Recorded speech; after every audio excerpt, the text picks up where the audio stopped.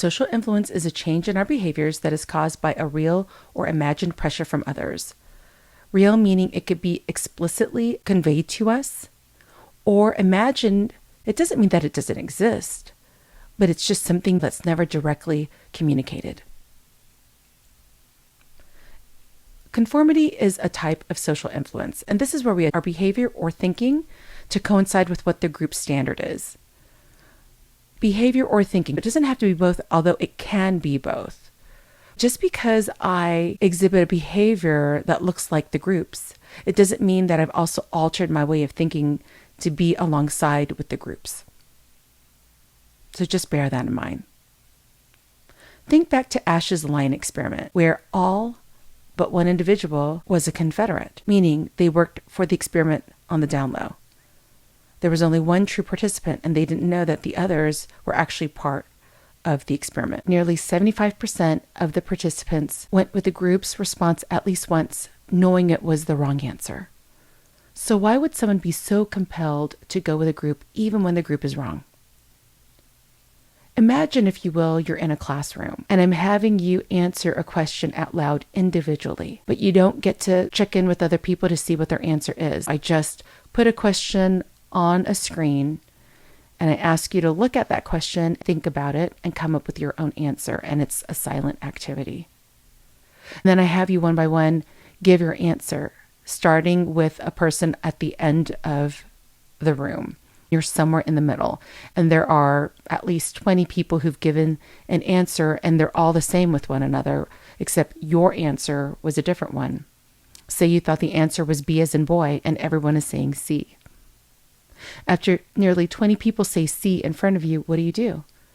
Do you stick with B, or do you go with the group? Now, I don't know what you would do, and maybe you don't either unless you were in that very situation. But think about it. If you might be compelled to go with the group, to conform to the group's answer, why might you do it?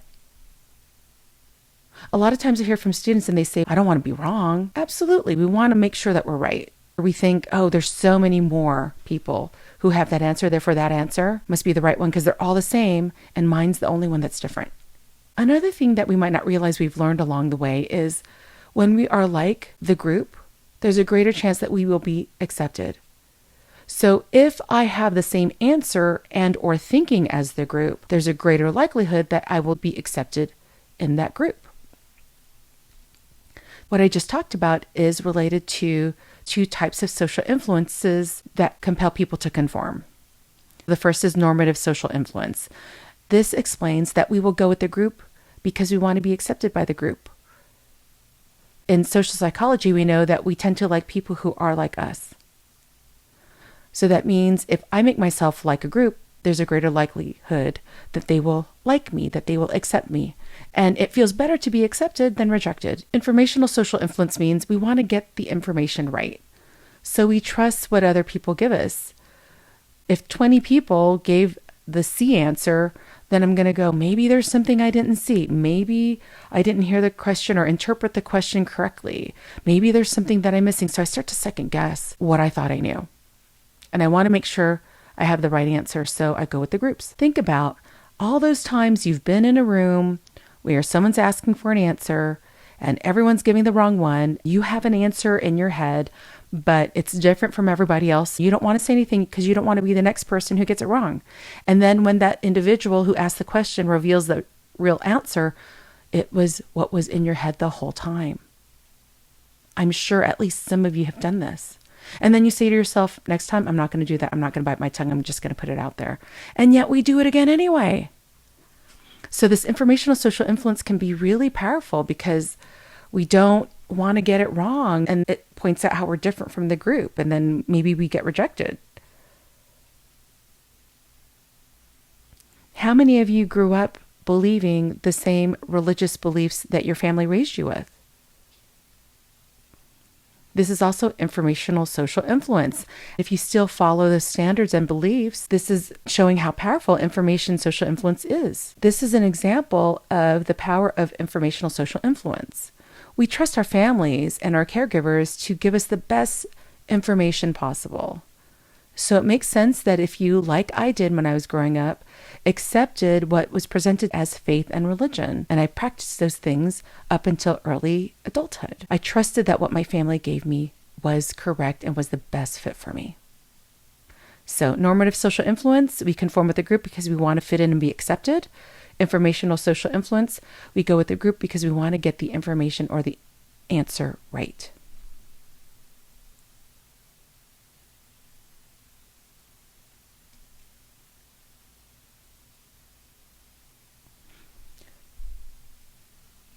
Continuing with social influence is obedience.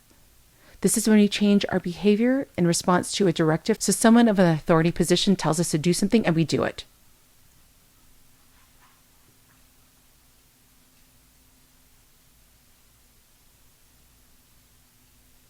So someone in a position of authority tells us to do something and we do it. When we look at Milgram's shocking study, we see that individuals said that they went along with what they were told because they perceived the person telling them to do that was a position of authority. So they obeyed. Power of authority can be so strong that we don't even question that authority figure. You can translate this to educators telling students what to do. You can translate this to police officers and other forms of law enforcement telling civilians what to do. We're told what to do and we obey.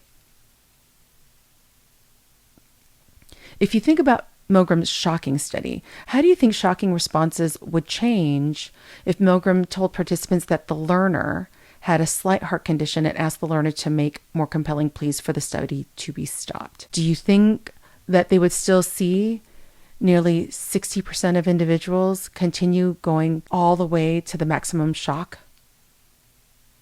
Milgram did variations of his study, and so did others following.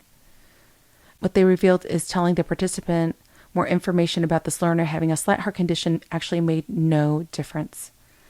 We still see about 60-65% of individuals going all the way with the shock. I can't emphasize enough how powerful having an authority figure is in a situation like this. It would take quite a bit for an individual to not follow the directive from an authority. So obedience along with conformity is another form of social influence.